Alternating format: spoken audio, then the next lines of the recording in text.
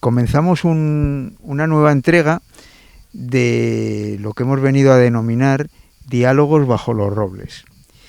Y nos encontramos con Swamiji, con Swami Satyananda. Una breve presentación, para quien no sepa de él, simplemente decir que es un monje hindú, ha pasado la mayor parte de su vida en la India, 35 años aproximadamente, es discípulo de Baba Muktananda y siguiendo su linaje, su tradición aquí. Y lo más importante de él, lo esencial de él, es que tiene ese conocimiento de todas, del Advaita Vedanta, del yoga, de la meditación, del sivaísmo de Cachemira, de una manera existencial, experiencial, y lo transmite de una manera directa. Namaste, Swamiji.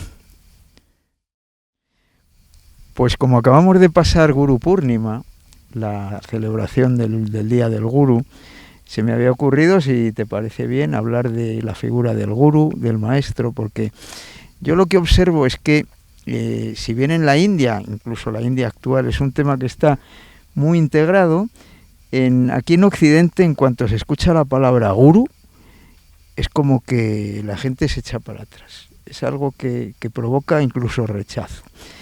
¿Qué nos podrías decir? ¿Qué es un gurú? ¿Quién es un gurú? ¿Y qué es la figura del maestro? Sí, primero, el rechazo que tú comentas. Los rechazos no vienen porque sí. Eso es un rechazo que se ha provocado metódicamente durante años, ridiculizando maestros de India que enseñaban en Occidente. Con lo cual esta ridiculización lleva a que la gente, que normalmente no es pensante, le sale esta información y gurú ridículo, o no es serio o no puede ser verdad. Dejemos el mundo posmoderno, porque no tiene mucha solución, y vamos a los mundos tradicionales. Los maestros griegos, los filósofos griegos, los aspirantes griegos, ¿qué es lo que más deseaban? Cuando viajaban para sentarse, ¿dónde? A los pies de un maestro. A los pies de un maestro. Cuando Alejandro el Magno, esto es una historia que contaba mi maestro, Swami Muktananda, cuando Alejandro el Magno va a la India, le dice a sus maestros, ¿qué quieres que traiga de este lejano país si llego allí y puedo conquistarlo? Y ambos maestros le dijeron, trae un hombre sabio. Es a los pies al lado de una persona sabia, de una persona de conocimiento, que el conocimiento va a llegar a mí. Entonces, si queremos estudiar arquitectura, ¿qué buscamos? Un buen profesor. Si queremos tocar la guitarra española, buscamos un buen profesor. Queremos ser arquitectos, un buen profesor, una buena universidad. Esto aplica a todo. Pero cuando llegamos al mundo espiritual, que es el más sutil, que quiere hacernos llegar al espacio anterior al pensamiento, aquí parece que no, yo lo voy a hacer. Pero aquí nos encontramos con la mente, que la mente se autodefiende, que el ego se autodefiende y no se va a trascender por ella misma.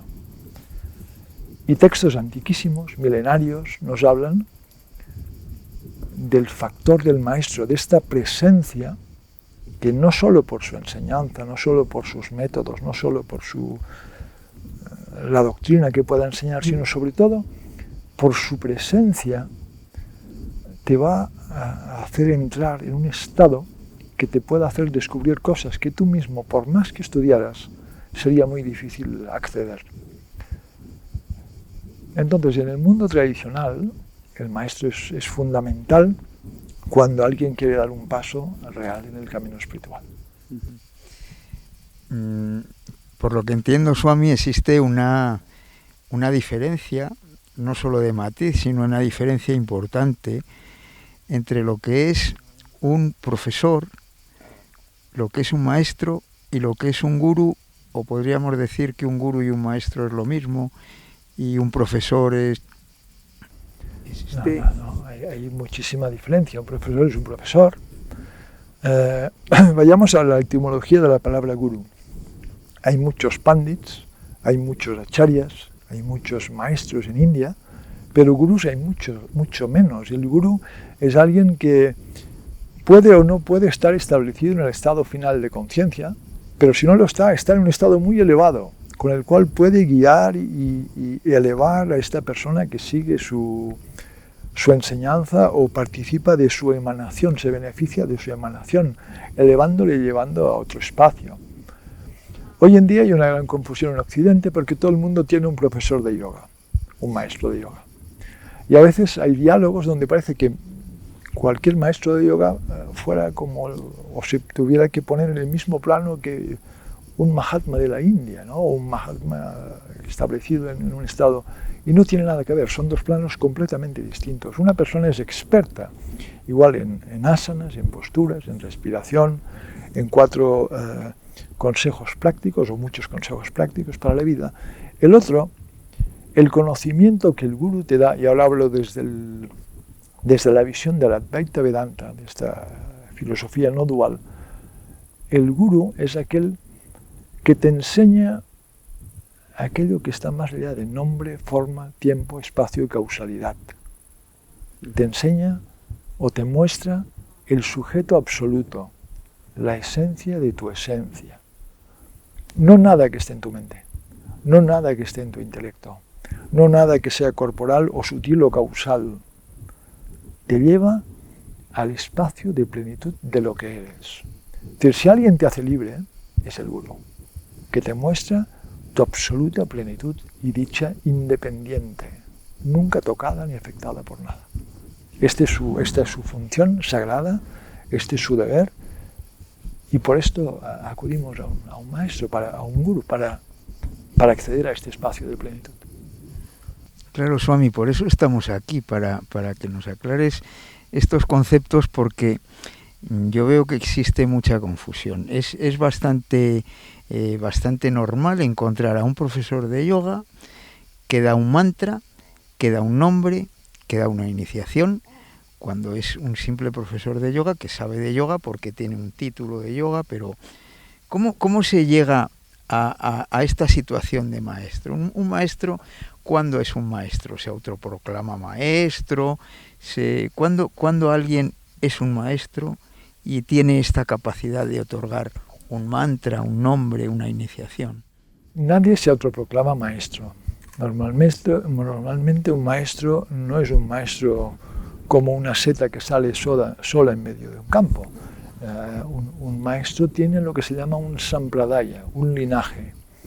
Y es tu maestro, es tu gurú, que te va a indicar que tú vas a tener la función de enseñar o de ser también un maestro en esta doctrina, en esta enseñanza.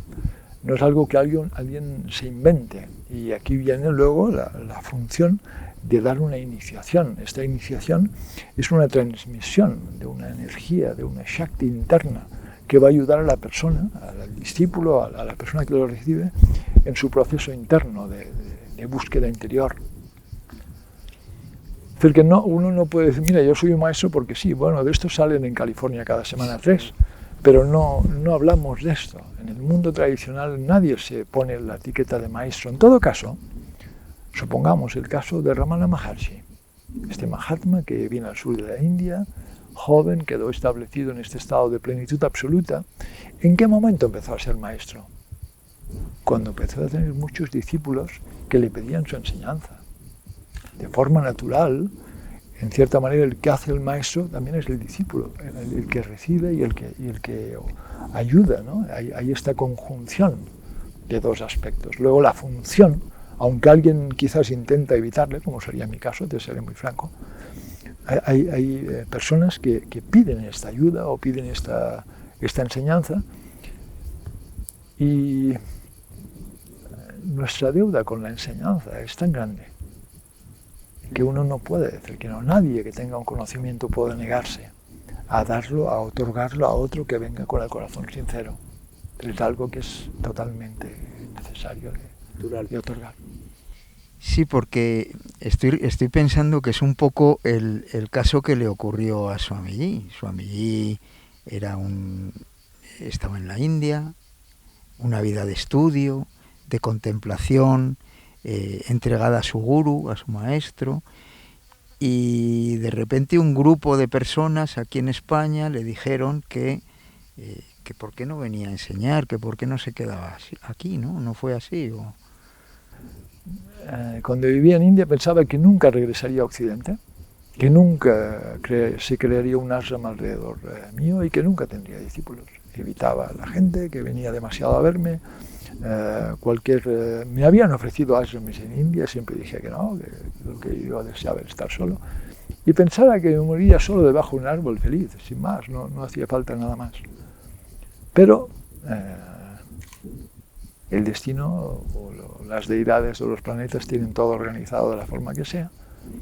Swami viajó una vez a España, mi padre estaba muriendo, un grupo de personas me pidió enseñanza, no pude decir que no, y a partir de aquí se creó un lazo. Yo regresé, por supuesto, a India, venía cada varios años, pero había este interés, y ante este interés no supe decir que no, y venía más a menudo. Y ahora pues ha surgido este lugar, aquí estamos. Muy bien. Pensando un poco, ya que Swami ha citado a Ramana Maharshi, ¿existen diferentes tipos de maestros o son diferentes tipos de personas que tienen lo que es el tattva, la energía del maestro? Porque estoy pensando ahora mismo en Ramana Maharshi, que lógicamente Swami no tuvo contacto directo con él porque ya había fallecido en el año 50, y su maestro Baba Muktananda, y son completamente distintos en su manera de enseñar, en su manera de transmitir la enseñanza. Sí, a ver, el gurú en realidad como tattva, como principio cósmico, es uno y el mismo. Como manifestación, esta manifestación tiene grandes variedades, afortunadamente, muchas aparentemente diferencias. Pero, ¿dónde quería hacer llegar Ramana Maharshi a sus discípulos? ¿Dónde quería hacer llegar, por ejemplo, Swami Muktananda o Swami Nityananda de Ganeshpuri o Akalkot Swami o Ananda Mahima o Ramakrishna? ¿Dónde querían hacer llegar a las personas que estaban con ellos? Al reconocimiento del estado de plenitud interior. Esta es la función. Guru es oscuridad y el Ru es luz. Es decir, el Guru es el que aparta la oscuridad y el que nos hace ver la luz que existe en nosotros. Y lo hace de una forma recibiendo una luz milenaria y transmitiendo e iluminando con esta luz milenaria. Si algo hay de extraordinario en el Guru, es que raramente aporta nada nuevo. Simplemente transmite aquello que es, aquello que se ha transmitido. Totalmente lo contrario de este mundo moderno, ¿no? Que todo son nuevas técnicas, nuevas formas, nuevas maneras. Cuando no es así en la enseñanza tradicional, ¿qué vamos a cambiar? Si la mente del ser humano es la misma ahora que hace 2000 años. Swami, la iniciación. La iniciación es un tema que a mí me llama mucho la atención. Hay gurús, hay maestros que inician, hay maestros que no inician, algunos lo hacen de una manera, de otra. Este poder de transmitir la Shaktipat, ¿lo tienen todos los maestros? ¿Es propio de un solo linaje? A ver, una cosa es iniciación, otra cosa es Shaktipat.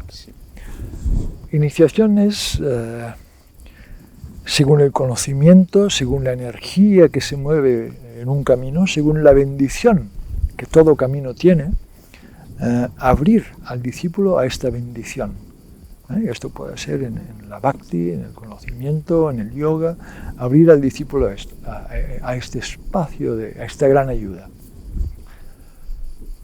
Shaktipat es como una transmisión de energía, es como un intento de una ayuda para el despertar de la energía interior que está relacionado con Kundalini Yoga. con el despertar de Kundalini. Según los tantras, dicen Shaktipat Eva Diksha. La única iniciación es Shaktipat, pero hablamos desde el punto de vista tántrico. Esta es la iniciación que hará que este despertar empiece y que empiece un tremendo proceso yógico natural en el discípulo, que el gurú tendrá la capacidad de guiar, no al lado, sino por su Shakti, por este contacto. Démonos cuenta que después de la iniciación, gurú y discípulo no son dos seres separados. Hay un lazo sutil y sagrado que les une. Entonces el gurú, por supuesto, tiene una gran responsabilidad sobre el discípulo, pero el discípulo debería tener una gran responsabilidad sobre su acción y su pensamiento, que también afecta al gurú. Es un caminar juntos hacia una plenitud. Este Shaktipat, según los textos, se dice que puede ser Sparsha Diksha, que puede ser por el toque físico. Swami Muktananda a veces nos tocaba, ponía la mano en la cabeza o nos daba una patada aquí en la base de la espalda. Puede ser Druk Druksha, por la mirada. Puede haber un impacto. Hay quien decía que Ramana Maharshi tenía este Druk Druksha, este poder de la mirada. Mantra Diksha. Muchas veces el maestro inicia al discípulo a través del mantra. El mantra pasa a ser un vehículo de bendición que el discípulo repite constantemente y lo va transformando, va aquietando su mente, sus fluctuaciones, resuelve muchas dudas interiores. O Manasa Diksha, el puro pensamiento, la voluntad del maestro puede hacer acceder. Swami conoce personas que viajaron a India para recibir iniciación, que el maestro, el gurú, lo recibe, les dice: ¿por qué has venido aquí? Regresa a España y tal día a las 5:30 recibirás la iniciación. La persona confusa dice: pero no, ves, no hace falta que estés aquí. Y la persona regresa a España, tal día a las 5:30 está meditando y nota un impacto esto es Manasa Diksha. Estos son varios de las formas tradicionales de recibir este Shaktipata o iniciación. Lo que sí que es cierto es que un maestro transforma, tanto personalmente como en el conocimiento. Perdona, yo, por ejemplo, si el maestro no te transforma, o no es un maestro o no es tu maestro. Uno está con un maestro porque se siente transformado, porque siente que algo está ocurriendo. Si no, esta es la prueba. Hay un Mahatma con el cual siento conexión. No me hago discípulo enseguida, nunca. Obsérvale, ve su enseñanza, ve su forma de vivir, ve si hay total coherencia y pasa un tiempo con él. Cuando hay una transformación y notas que algo está expandiéndose, puede ser tu maestro. De esto que dice Swami me surgen dos dudas. Una es, ¿por qué una misma persona es el maestro de alguien y de otro no? Es muy claro, puede haber una gran relación, pero no sientes que es el maestro. Y luego ese cambio, esa transformación en lo que es la enseñanza. Yo, si me permite, Swami, voy a poner un ejemplo. Yo me cojo una Upanishad, la Katha Upanishad, la leo en mi casa. Y un día venimos aquí al Ashram y Swamiji lee esa misma frase de la Katha Upanishad sin hacer ningún comentario ni ninguna enseñanza. Y de repente la Katha Upanishad es como que cuaja. ¿Esto a qué es debido? Porque es algo misterioso, es una gracia. Tradicionalmente, los textos deberían de estudiarse después de haber sido oídos. Cuando el gurú, cuando alguien que vive este conocimiento lo expresa, lo enseña, lo está avivando. Vemos muchas más cosas en el conocimiento, despierta muchas más sutilezas que no en nuestro estudio. Luego lo releo, lo contemplo, pero como si la puerta ya hubiera sido abierta, toma otra dimensión. Ya has empezado con otra pregunta que ahora no sé cuál es. Sí, ¿por qué dos personas que tienen un gran aprecio por un maestro, por un gurú. Una le reconoce como maestro y otra no siente esa sensación de maestro, de gurú. Sí, sí. A veces hay textos que dicen que un maestro es tu maestro cuando ha habido una relación anterior. Es una relación muy sagrada y a veces no se crea en este instante. Esta es una posibilidad, pero esto es completamente así. Swami ha visto a grandes seres y a unir su grandeza también había la certeza que no era mi maestro. Y cuando vi a Swami Muktananda, incluso antes de verlo, ya había el reconocimiento que esta persona me iba a guiar. Entonces, era así.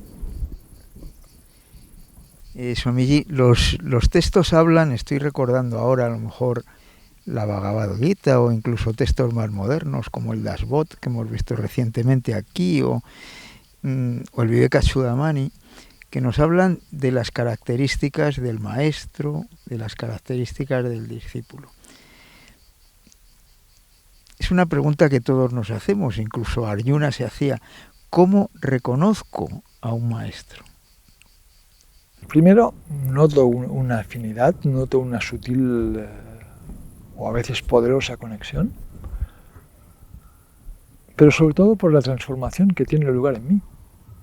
O a veces no hay tanta transformación, pero hay... yo recuerdo cuando leía los libros de Swami Muktananda parecía que resonaran, que eran cosas como que resonaban de una sapiencia que había existido en mi interior. Es decir, hay una gran afinidad a la enseñanza, a su forma de enseñar, hay algo que te hace fácil este proceso. Pero sobre todo la transformación interior que tiene lugar. Si no hay transformación, ¿qué haces allí? No. Luego, ¿por qué los textos hablan de...? Sí, de las características del gurú y del discípulo, porque es una pregunta que viene desde siempre. Es algo que nos preguntamos todos. Claro. En muchos textos, según nuestra tradición de la Advaita Vedanta, la no dualidad, el gurú debería de ser brahmanishta y shrotriya. Shrotriya es que debería de tener un suficiente conocimiento de los textos, porque en los textos, cuando hablamos textos, hablamos Gita, Upanishads, Brahma Sutras, etc. En estos textos hay un método tradicional de enseñanza que funciona, que es una forma clásica de enseñar. Y brahmanishta debe tener una profunda experiencia interior de su realidad. Cuando esta enseñanza del Shruti, del texto sagrado, la acompaño de la experiencia, cuando el maestro te dice, tú eres conciencia, no es como si te lo dijera tu hermano Felipe. Cuando el maestro te dice, tú eres conciencia, hay un impacto. A veces te lleva a una experiencia o a un potente reconocimiento interior. Pero la palabra Vak, la palabra del maestro puede ser muy poderosa, porque está llena de su estado interior. Sí, es un impacto y puede ser un momento también, porque estoy recordando a Arjuna que tenía una relación con su primo permanente o muy frecuente y le reconoce como maestro en un momento concreto. ¿En qué momento le reconoce como maestro? Arjuna tiene una crisis existencial y de repente se da cuenta que su primo le puede ayudar y le dice, dime lo que tengo que hacer, estoy confundido. Entonces esta petición, es decir, si alguien, hablando un poco comúnmente, es un sabiendo, nunca encontrará un maestro porque ya lo sabe todo. El peor discípulo es el que lo sabe todo. Entonces es primero cuando nos damos cuenta que hay cosas que no conocemos, que desconocemos de nuestra mente, de nuestro psiquismo, del estado, cómo acceder a este estado de plenitud. Y humildemente acudimos a esta persona que nos puede ayudar, aunque sea alguien que no esté liberado, que esté en cierto grado más elevado que nosotros. Esta persona va a podernos ayudar a que demos estos pasos necesarios. Esto en cuanto al maestro. ¿Por qué se habla tanto del discípulo? Porque el discípulo es el que propicia el proceso. El maestro hace lo que puede, pero la vasija debe de estar vacía. Hay esta muy bella historia en la tradición zen de esta persona que llega, una persona que tenía mucha erudición, sabía mucho, y era muy consciente de lo que sabía. Y llega de este maestro sencillo, pero muy sabio, de la tradición zen. Y el maestro lleva, por supuesto, como buen japonés, 2 tazas de té y el té. Y empieza a servirle té. Y se llena la taza, completamente. Y empieza a rebosar y llena el platito. Y el plato también rebosa y moja toda la bandeja. Hasta que esta persona dice, ¿pero qué estás haciendo? Dice, ¿qué estoy haciendo? Dice, de la misma manera que esta taza está llena y no cabe nada más en ella, en tu mente tampoco cabe nada. Piensas que lo sabes todo. Si ya lo sabes todo, ¿qué puedo enseñarte? Entonces el discípulo es el que se da cuenta primero que hay algo que le falta conocer, que hay algo que le falta experimentar y que de forma adecuada acude pidiendo ayuda. Es esta ayuda que le pidió Arjuna a Krishna lo que hizo que Krishna pudiera enseñarle. Y luego los textos, ¿por qué hablan de las cualidades del discípulo? Porque el discípulo, si realmente quiere llevar este discipulado como un acto de poder y trascendencia, que lo lleva a la trascendencia, debe de ser perseverante, debe de ser ético, debe de ser noble, no debe de tener las alucinaciones del cansancio, debe de ser estudioso, debe de ser practicante en lo que el maestro le indica. Cuando se le da un consejo no lo olvida al día siguiente porque está emocionado. Es una serie de cualidades que harán que la enseñanza sea un fuego. Porque si no, el maestro puede estar enseñando y no ocurre casi nada. ¿Por qué? Por la dispersión de la mente, por la obsesión por lo sensorial, porque vivimos aún en un punto moderno y no hemos sacralizado nuestra vida, por falta de contemplación, de meditación, porque no sigo la enseñanza de verdad, porque me olvido, porque me despisto. Es decir, el que no tiene estas cosas que estoy diciendo ahora y se agarra fuertemente a... Suponte, alguien acude a Swami Muktananda. Una de las primeras enseñanzas era Paraspara Devo Bhava.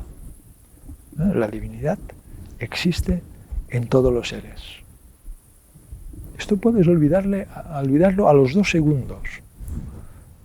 Pero si tú acoges esto en tu mente y vas recapacitando, contemplando que en el corazón de todo ser, de todo animal, de todo árbol, de toda hierba, de todo pájaro, hay una misma conciencia que brilla y que hace que esta forma se expanda y luego desaparezca, pero que hay esta conciencia una, que es lo que eres tú, que es lo que es todo toda una contemplación profunda. Por esto, en la tradición del Advaita se habla de que el proceso se da en 3 grandes y importantes pasos. Shravana, escuchar la enseñanza, más que leer, daros cuenta, escuchar la enseñanza. Manana, reflexionar, contemplar. Es decir, la enseñanza tiene que cocerse a fuego lento por la importancia que le doy, más que mis pensamientos dispersos.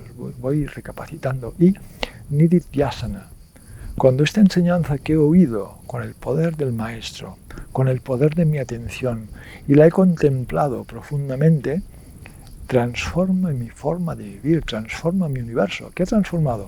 Mi mente. Es lo único que hay que mi mente es mucho menos mente y se convierte en espacio, se convierte en plenitud. Y una duda que me surge, un maestro debe de admitir a todo discípulo que viene a él a decirle enséñame, porque me imagino que Swami se encontrará aquí en el Arran con mucha gente que viene y le dice yo quiero ser tu discípulo. ¿Es obligación del maestro el enseñar a esa persona, a todo el mundo, o hay ciertas condiciones? Hay ciertas condiciones, es obligación del maestro, no es que sea obligación, es la función del maestro enseñar a toda persona que sea digna. o de intentar que por la enseñanza esta persona se dignifique y se sacralice. Hay maestros muy estrictos, ha habido, que en su vida han tenido igual 1 o 2 discípulos y los demás han dicho, Shiva, busca otro. Y en el caso, por ejemplo, de Swami Muktananda, él aceptaba a muchas personas, pero una cosa es que el gurú te acepte, pero lo otro es lo que tú puedes recibir. Y hay personas que reciben muy poco. ¿Por qué? Porque realmente están felices en su mente y sus concocciones mentales. La infinitud no les atrae, les atrae más lo que puede ser todo lo que se va a desaparecer en el momento de morir. Esto es lo que les atrae. Cuando el maestro les dice, no, si se va a quedar todo, ¿dónde corres tanto? Si esto se va a quedar cuando mueras. Busca aquello que te vas a llevar. Y lo que te vas a llevar es lo que eres. Pero la mente a veces tiene surcos muy fuertes. El discípulo, el maestro insiste, pero a la vez no puede alterar el curso de ninguna persona. Cada uno tiene el derecho de enfocarse completamente en el camino o perderse en la dispersión. En la baraja de conceptos, a mí se me ocurre que se utilizan varios términos, como por ejemplo un avaduta, un mahatma, un siddha, un siddha. Me imagino que es diferencia de matiz. ¿Nos puedes explicar un poco qué diferencia hay, por ejemplo, entre un avaduta, un siddha y un mahatma? Un mahatma sería literalmente un gran ser, un ser muy elevado, porque Maha es grande, y Atma es el Atman, la conciencia, un gran ser. Este es muy general. Y en India han habido millones de Mahatmas a lo largo de los milenios, afortunadamente, y también en Grecia y en Roma y en el mundo celta, etc. Bien, un siddha es un ser perfeccionado. Si hablamos de un siddha, sabemos que estamos hablando del mundo del yoga o del mundo del tantra. Y es una persona que posiblemente tenga ciertos poderes, posiblemente incluso sea hábil en la transmisión, en esta otorgación de Shaktipat, de despertar la energía interior. El siddha es un mahatma, sin duda, pero tiene este pequeño contexto, me pone ya en el mundo yógico o incluso tántrico, depende. Hablabas de avaduta, este es mucho menos conocido en Occidente, es incluso más extraño. El avaduta es un mahatma, es una persona liberada que está tan inmerso en la conciencia de Brahman que tiene muy poca conciencia corporal. El avaduta, cuando los textos sagrados lo describen que a veces actúa como un niño, como un loco, como un pisacha, como un espíritu extraño. El avaduta puede no comer. ¿Por qué? Porque está alejado de la sensación de su cuerpo. Y hay avadutas que los alimentan sus discípulos. El avaduta raramente tiene una enseñanza elaborada intelectualmente, o muy elaborada intelectualmente, pero su presencia tiene una poderosa emanación. Muchos avadutas van desnudos. ¿Por qué? Porque no tienen noción de cuerpo. Y los discípulos a veces intentan taparles una y otra vez, pero ellos no ven qué es lo que están tapando, porque su asociación es con la conciencia. Entonces, esto sería el avaduta, alguien que está en este estado, pero que difícilmente tendrá una enseñanza intelectualmente muy formada, pero que estas frases crípticas, estas frases poder, estos silencios, Swami ha vivido con varios avadutas, y el impacto es muy poderoso. ¿Nos podrías contar qué es lo que a ti más te impactó de tu maestro y alguna anécdota que creas que le puede interesar al público que nos está viendo? ¿Alguna anécdota así que nos puedas contar con Baba Muktananda? Yo lo que me interesó fue su estado de libertad, estado de felicidad constante, y que todo parecía un juego. Muktananda, cuando se enfadaba, jugaba y se divertía. Y cuando reía, jugaba y se divertía. Y cuando era muy estricto con nosotros, porque lo era, jugaba y se divertía. Me conmueve mucho pensar de qué forma nos cuidaba, de qué forma intentaba darnos prácticas que nos sirvieran, enseñanzas, aparecer en el lugar, en la cocina, en el jardín, ayudándonos siempre a ir más allá, que no quedásemos en nuestro mundo emocional, nuestro mundo psicológico, una y otra vez empujándonos, dando charlas constantemente, muchas veces repitiendo, haciendo libros, viajando los últimos años de su vida. Yo me pregunto, ¿cómo este señor no se quedó en Samadhi con 2 discípulos en la India? No, viajó por todo el mundo. ¿Por él? No, él no era más feliz. Y viajó y estuvo por muchas, y contactó a muchas, llegó a muchas personas. Entre ellas, yo lo conocí en la India, pero muchas otras personas que conozco en Occidente. Su amor, su dedicación, ¿a qué? A su gurú, a su maestro. Esto nunca él lo hizo por sí mismo, porque siempre, cuando se sentaba en su silla, encima del asana, de la tela de meditación, siempre tenía una foto de Swami Nityananda. Y decía, todo esto que ocurre aquí, este ashram que hemos creado, esta enseñanza que tiene efecto sobre vosotros, todo esto ocurre por Bhagavan Nityananda.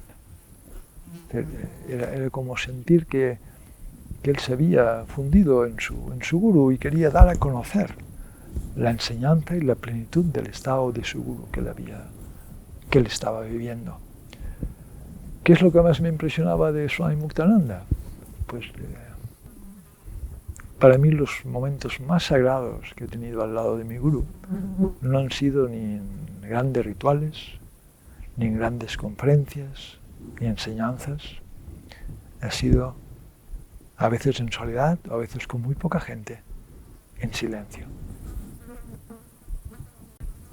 La transmisión poderosa que estos silencios de oro, la transformación, el reconocimiento interior de plenitud que estos silencios llevaron a este joven, aún no era Swami en esta época, fueron marcas en mi camino, marcas de fuego.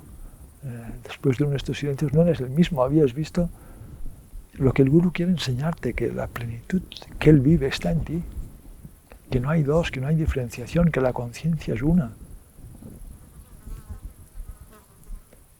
El silencio de mi gurú es lo que más valoro. Y el silencio en nuestro linaje es en nuestro Adi Guru, que es Dakshinamurti.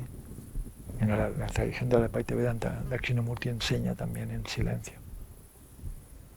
Es en este silencio que todo tiene lugar. Cuando el silencio no se entiende, luego se usa la palabra, luego se usa el discurso, luego se usa la insistencia, luego viene la técnica y luego viene el estudio, la recitación, el servicio, bla, bla, bla, bla, todas mil cosas. ¿Para qué? Para finalmente, ¿dónde va a cocerse realmente el estado que yo quiero llevar? En el silencio interior, en que yo desaparezco, y el mundo desaparece, y el gurú, o la liberación, todo desaparece en una plenitud dichosa. Esta es la esencia del gurú, esta es la esencia del camino, esta es nuestra esencia.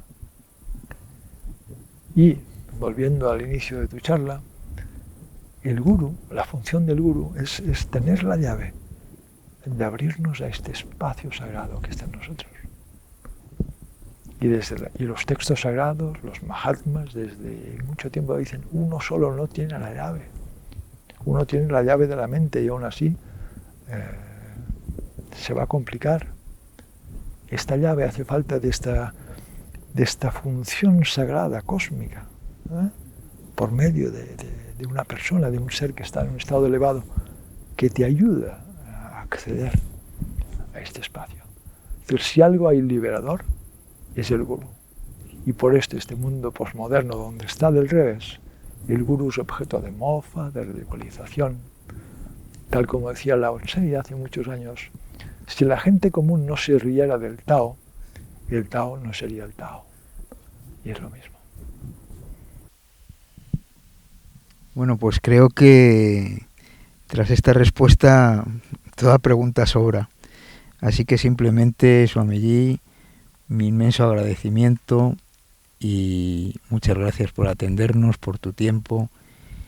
Salutaciones, San Andrés, siempre un placer hablar contigo y continuamos. Muy bien, Swamiji, muchas gracias. Shiva, Shiva.